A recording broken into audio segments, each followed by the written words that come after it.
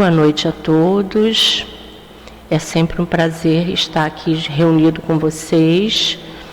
Que o nosso Mestre Jesus abençoe a todos nós e envolva com bastante carinho para que possamos ter uma noite proveitosa nos estudos. E para iniciar, nós vamos ler uma mensagem da nossa querida Joana de Ângeles, do livro Florações Evangélicas, com psicografia do Divaldo Pereira Franco, que se chama Culto aos Mortos. Se alguém guardar a minha palavra, nunca, jamais provará a morte. Está em João, no capítulo 8, versículo 52. O respeito que aos mortos se consagra não é a matéria que o inspira, é, pela lembrança, o espírito ausente quem o infunde. Está no capítulo 23, no item 8, parágrafo 2. Então a nossa querida Joana nos diz: em memória dos teus mortos queridos que vivem, não lhes assules as paixões subalternas com oferendas de ordem material. Já não necessitam dos mimos enganadores, nem das demonstrações exteriores do mundo da forma. Tem agora outro conceito. Compreendem melhor o que foram, como poderiam e deveriam ter sido, e lamentam se não souberam conduzir a experiência pelas nobres linhas da elevação moral. Respeita-lhes a memória, mas desvincula-os das coisas transitórias.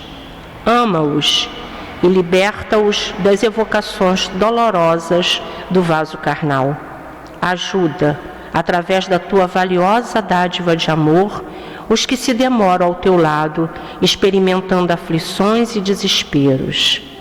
Transforma as flores débeis, que logo fenecem, em pães de esperança, que sustentarão vidas em quase extinção. Apaga os círios de parca luminescência e acende a luz da caridade, pensando neles, para que as lâmpadas de misericórdia que coloques em outras vidas possam transformar-se em claridade sublime nas consciências deles. Mitiga a sede, diminui a fome, alfabetiza, enseja o medicamento, fomenta a concórdia, distribui a esperança, divulga a paz, recordando aqueles a quem amas e que partiram para o mais além. E chuvas de bênçãos cairão sobre eles, abençoando-te também. Não os pranteis em desesperos, não os exaltes em qualidades que não possuem. Recorda-os na saudade e mantém-os na lembrança do carinho, sabendo por antecipação que um dia virá em que jornadearás também na direção desse mundo em que eles se encontram, voltando a estar ao lado deles, sendo feliz outra vez. E como dispões ainda de tempo para preparar a sua viagem de retorno à pátria espiritual, organiza-te emocionalmente, entregando tua vida à providência divina e vivendo de tal forma no corpo que, em chegando o momento da desencarnação, não te detenhas atado às mazelas nem às constrições do vasilhame carnal. Joana de Ângeles. Agora nós vamos elevar os nossos pensamentos, pedindo que Jesus nos envolva, pedindo essa espiritualidade amiga, ao nosso querido Clarencio, que sempre abre as portas para todos nós, para que possamos, Senhor, ter um estudo em que as nossas mentes, Senhor, possam sentir essas tuas vibrações presentes, para que possamos ter as reflexões adequadas aos teus ensinamentos de amor. Assim, querido Mestre, esteja junto a nós durante esses momentos dos estudos. Graças a Deus. Então, meus irmãos, nós vamos iniciar nesta noite com esses estudos para falar sobre os nossos queridos desencarnados e sobre essa data. Mas o que acontece? Logo vamos ver que essa data não é uma data pronta para a gente ter os sentimentos, porque sentimentos não se agendam. Os sentimentos vêm a todo momento de acordo com os nossos pensamentos para esses nossos queridos que já estão no plano do invisível. E nós sabemos que a morte é um fator, um processo, uma etapa do processo evolutivo em que nós estamos, em que já aconteceu muitas e muitas vezes. Porque quantas vezes nós já estivemos aqui encarnados e quantas vezes desencarnamos para voltar? Como diz no túmulo de Kardec, nascer, morrer, renascer ainda e progredir sempre, tal é a lei. Então, muitas e muitas vezes nós já desencarnamos. Então, não temos não temos que ter esse medo, esse desespero com relação a esse processo, essa etapa do nosso processo, que é o momento do desencarne. Porque, na verdade, a gente já tem esse desligamento parcial todas as noites. Porque nós, ao dormir, nos desligamos do físico. E vai ser isso que vai acontecer. Nós vamos nos desligar do físico. Só que esse nosso físico, no desligamento total, que vai ser o desencarne, o que chamamos de desencarne, a morte, esses nossos elementos que formam essa nossa carne, eles vão voltar para a natureza. Os elementos vão se desintegrar, vão voltar para a natureza, vai haver novamente a absorção, eles vão ser reutilizados. E nós vamos estar em um local novo para nós. Momentaneamente, não vamos saber onde estamos, vai ser tudo muito novo. E aí, nesse momento em que tudo é muito novo para nós, nós aqui, os encarnados, temos que ver que os nossos companheiros, os nossos queridos desencarnaram e estão num momento de novidades. Eles não veem mais o corpo físico e eles ficam querendo entender o que está acontecendo. Imagina se nós colocarmos para eles, em homenagem a eles, desespero, choro, uma angústia, tudo eles irão sentir, porque eles sentem exatamente tudo aquilo que nós temos aqui, que nós passamos para eles.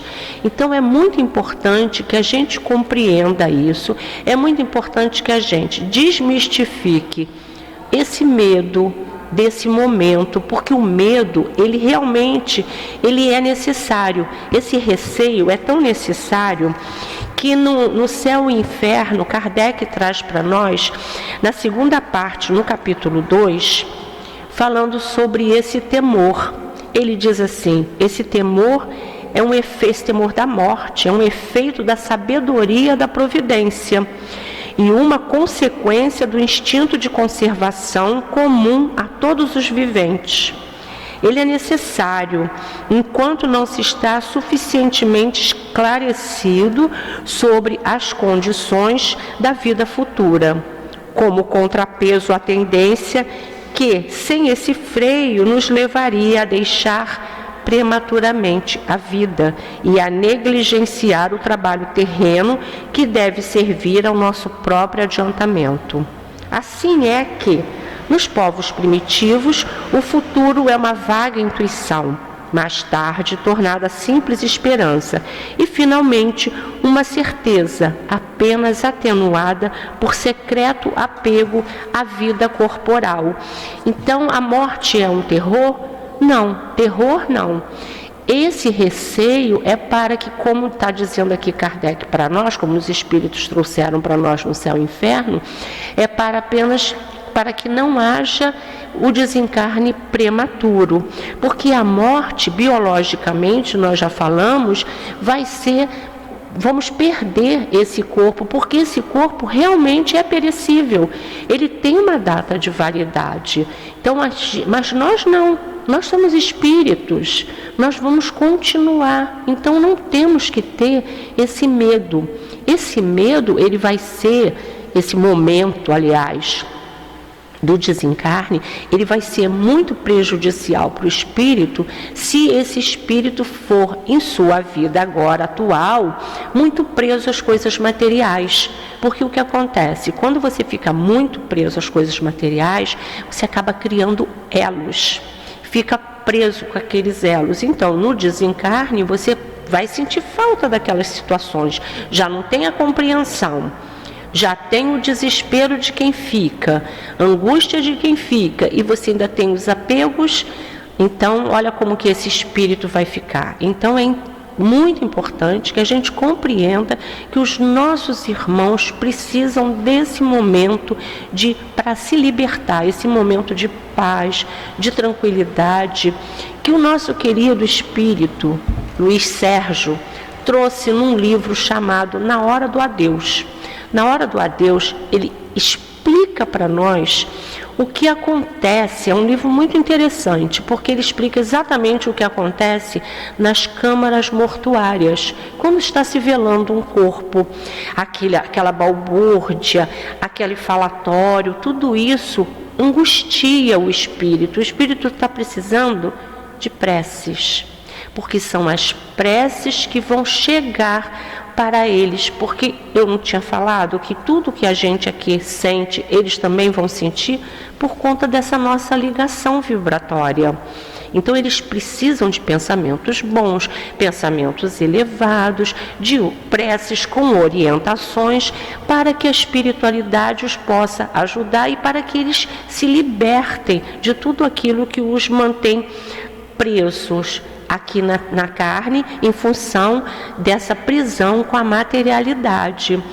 No Livro dos Espíritos, na questão 687, Kardec traz para nós uma pergunta bem pertinente, que é para a gente compreender como foi feita essa humanidade, porque ele pergunta assim para os espíritos: olha, indo sempre a população na progressão crescente que vemos, vai chegar um tempo que essa população vai ser excessiva na Terra?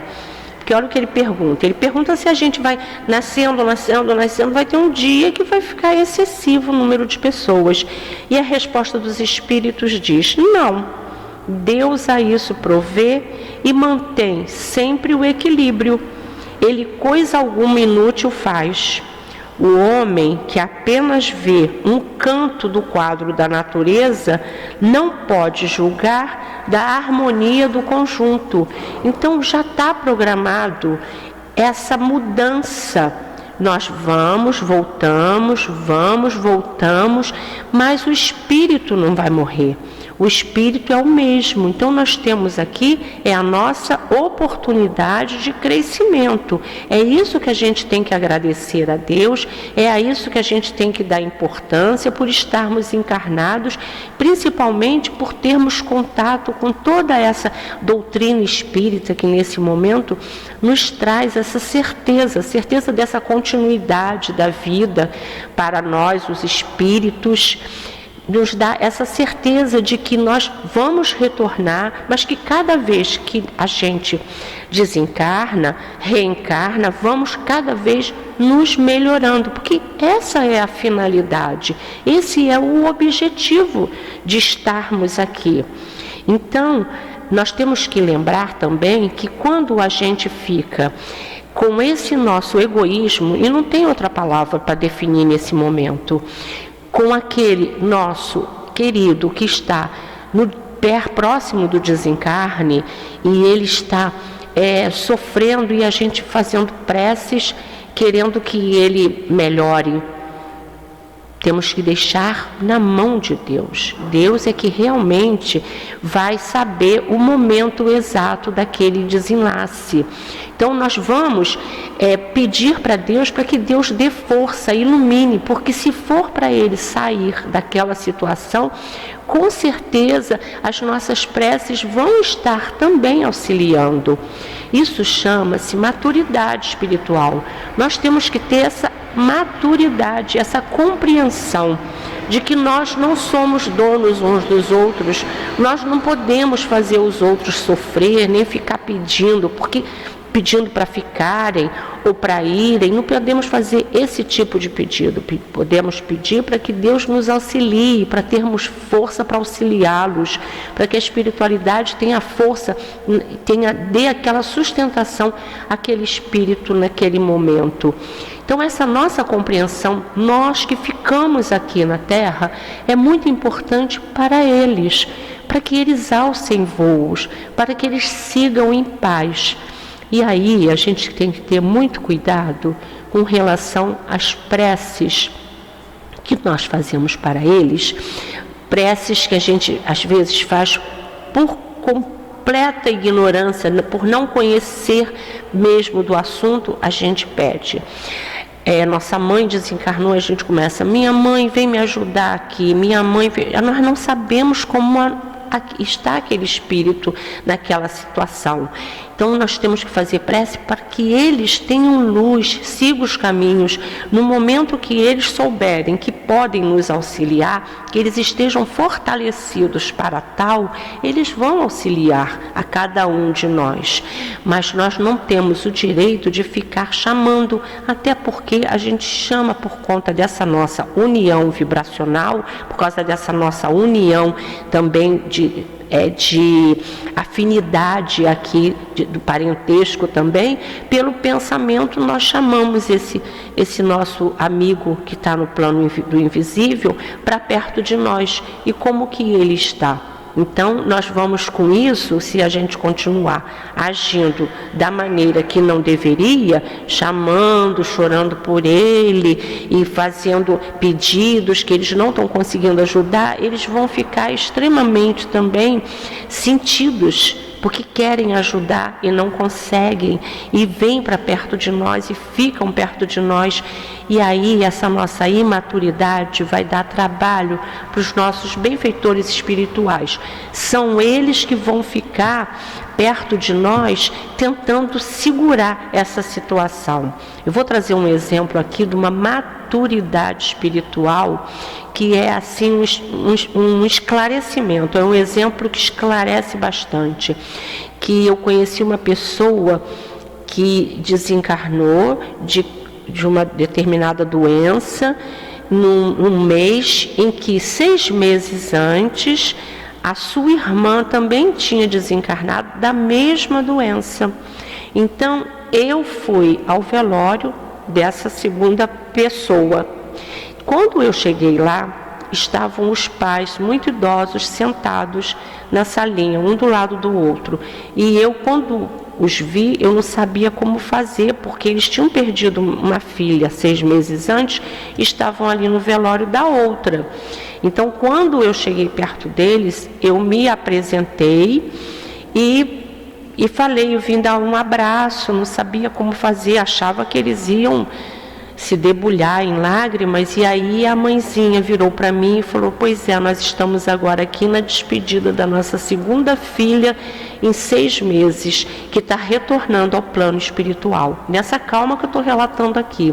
Então isso é um exemplo da maturidade espiritual, para que o espírito se sinta amparado ali por aquelas vibrações serenas de compreensão do que está acontecendo e pelas preces que estão sendo levadas para ele, que vai ajudar a esse desenlace total, a essa entrada nesse mundo que não é novo, mas que naquele momento está sendo uma novidade. É uma novidade ali, porque a gente está um pouco ainda confuso, e isso daí é compreensível, sabemos que é compreensível.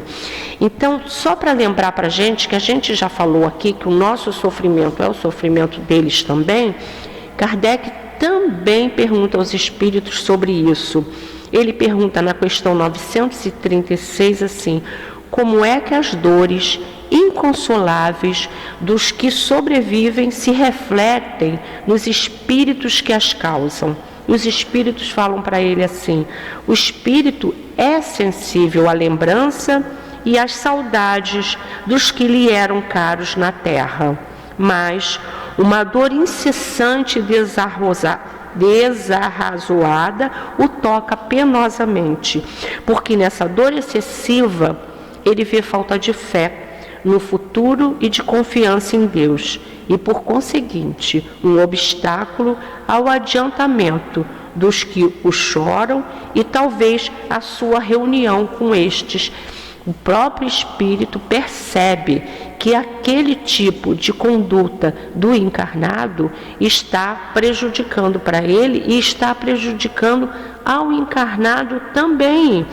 E isso é muito interessante, porque ele, às vezes, até atinge uma maturidade de ver que nós continuamos aqui naquele sofrimento e não é necessário nada disso. Muitas das vezes eles chegam até a falar através de psicografia: não chore, não fique assim, por favor, eu estou bem, eu preciso caminhar. Muitas vezes eles até trazem este tipo de recado para nós. No livro Obreiros da Vida Eterna, André Luiz, pela psicografia do nosso querido Chico, nos diz assim: nossos amigos tem um trecho lá no livro que diz assim para nós: nossos amigos da esfera carnal são ainda muito ignorantes para o trato com a morte. Ao invés de pensamentos amigos e reconfortadores, preces de auxílio e vibrações fraternas, eles atiram aos recém-desencarnados as pedras e os espinhos que deixaram nas estradas percorridas.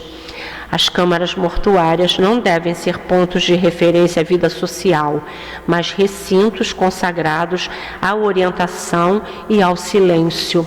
É como diz o nosso querido Luiz Sérgio, nesse livro que eu citei aqui, Na Hora do Adeus, sobre esse momento da câmara mortuária, mas também nesse momento das obras dos Obreiros da Vida Eterna, também é lembrado para nós que nós também não podemos ficar naquele momento lembrando das coisas, das situações que aconteceram com o nosso amigo que está ali numa situação nova, tão difícil às vezes ainda para ele.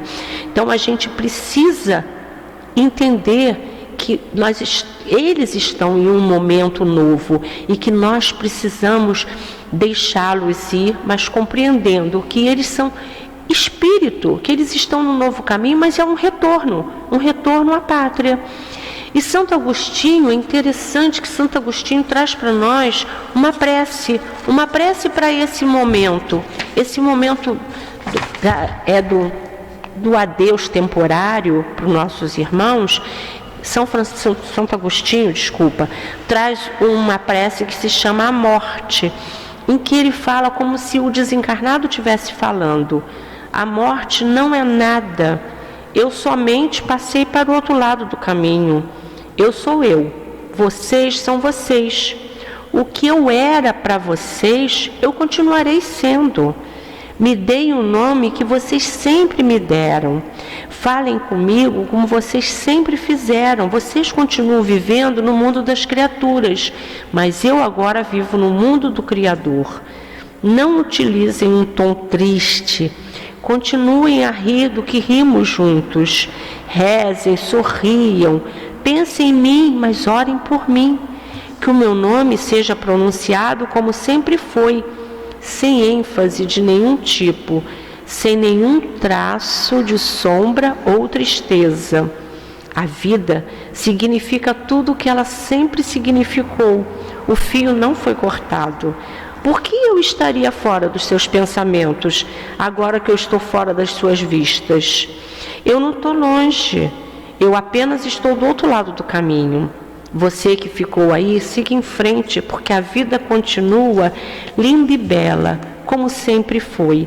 Então, Santo Agostinho, trazendo essa mensagem para nós, através de prece, a prece falando sobre a morte, é como se o desencarnado estivesse falando para nós: a vida continua bela, não tenha tristeza, não pense em mim de uma maneira diferente, eu continuo sendo eu. Então aquela pessoa que está no nosso coração, porque aí eles vêm para o nosso coração, eles continuam aqui no nosso coração. Então a gente pode dedicar para eles preces, preces levando luz, levando tranquilidade, levando um caminho florido para eles, para que eles se encontrem, para que eles sigam os seus caminhos, também caminhos evolutivos, mas que eles não fiquem presos às nossas tristezas. Não temos que ter essas tristezas. Precisamos auxiliá-los, sim, mas esse auxílio, através da prece, ele é muito importante. E no próprio livro do Evangelho, Kardec traz para nós, no capítulo 27, no item 10, o seguinte trecho, que o Espiritismo torna compreensível a ação da prece, porque explica o modo da transmissão do pensamento, quer no caso em que o ser a quem oramos acuda ao nosso apelo, quer em que apenas lhe chegue o nosso pensamento. Para apreendermos o que ocorre em tal circunstância, nós temos que entender que estamos mergulhados no fluido universal, esse fluido que ocupa o espaço. E aí estão todos os seres, encarnados e desencarnados, tal qual nos achamos nesse mundo, dentro dessa atmosfera.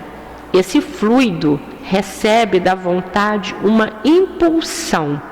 Ele é o veículo do pensamento, como o ar é o veículo do som, com a diferença de que as vibrações do ar são circunscritas, ao passo que as do fluido universal se estendem ao infinito. Então, dirigido o pensamento para um ser qualquer, na Terra ou no espaço, de encarnado para desencarnado ou vice-versa, uma corrente fluídica se estabelece entre um e outro, transmitindo de um para o outro o pensamento como o ar transmite o som. E a energia da corrente guarda a proporção com o pensamento e a vontade. É assim que os espíritos ouvem a prece que lhes é dirigida, qualquer que seja o lugar onde se encontrem. É assim que os espíritos se comunicam entre si, que nos transmitem suas inspirações, que relações se estabelecem à distância entre encarnados. Essa explicação vai, sobretudo, com vistas aos que não compreendem a utilidade da prece puramente mística. Não tem por fim materializar a prece, mas tornar-lhe inteligíveis os efeitos, mostrando que pode exercer ação direta e efetiva. Nem por isso deixa essa ação de estar subordinada à vontade de Deus, juiz supremo em todas as coisas e o único apto a torná-la eficaz.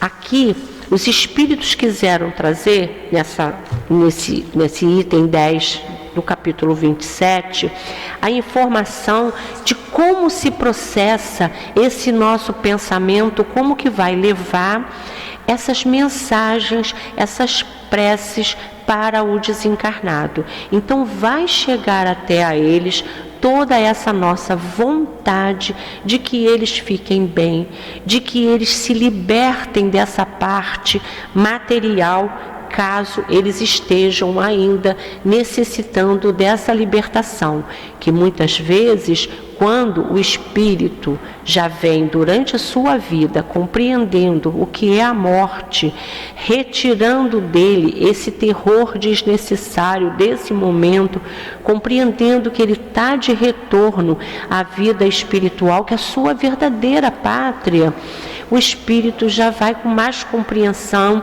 Então ele estabelece realmente um momento de um momento de intercâmbio, que ainda pode ser um momento ainda em que há uma certa perturbação, mas que depois ele já readquire a sua vivência, ele já compreende, e aí ele vê à sua volta, de repente, aqueles seres que já tiverem condições, seus familiares que o antecederam, os seus benfeitores espirituais, e ele compreende que ele tem um novo caminho a seguir e que ele tem que, nesse momento, ter também esse agradecimento por essa oportunidade de hoje, que nós que estamos aqui, estamos também com esse momento da oportunidade. E é esse momento que nós temos que aproveitar, porque nós não estamos aqui encarnados. Então vamos aproveitar esse momento para que a gente consiga já ir se libertando, ir se melhorando. E nós vamos encerrar com Leon Denis, no livro Depois da Morte, no capítulo A Prece, que ele traz para nós a força que a prece tem. Então, para encerrar, ele nos diz assim: a prece sobre as almas, como magnetização à distância, penetra através dos fluidos espessos e sombrios que envolvem os espíritos infelizes. Atenua seus cuidados, suas tristezas. É a flecha luminosa, atravessando suas trevas, a vibração harmoniosa que dilata e satisfaz a alma oprimida. Que consolação para esses espíritos de sentir que não estão abandonados, que seres humanos interessam-se ainda pela sua sorte. Se pudéssemos medir o efeito produzido por uma prece ardente, por uma vontade generosa e enérgica sobre esses infelizes, nossos votos elevar-se-iam com frequência até os deserdados, os abandonados do espaço, para aqueles em que ninguém pensa e que estão mergulhados no morno desencorajamento. Então, já sabemos da atuação da prece para os nossos companheiros desencarnados, então que saibamos trabalhar esse intercâmbio com os nossos amores que já estão na pátria espiritual, e que Jesus abençoe a todos nós e que possamos agora realizarmos a nossa prece de encerramento. Assim, querido Mestre, só temos a te agradecer por essa imensa oportunidade, Senhor, de estarmos aqui, refletindo sobre esses ensinamentos, refletindo, Senhor, sobre essa passagem tão importante que é o momento da desencarnação. Que tu possas, querido Mestre Jesus, abençoar-nos a todos, trazendo muita força nesse nosso caminhar evolutivo. Assim, Mestre, que possa ser em teu nome, em nome de todos esses espíritos amigos, mas acima de tudo, em nome de Deus, nosso Pai, que de nossa parte possamos considerar encerrado esse estudo da noite de hoje. Graças a Deus.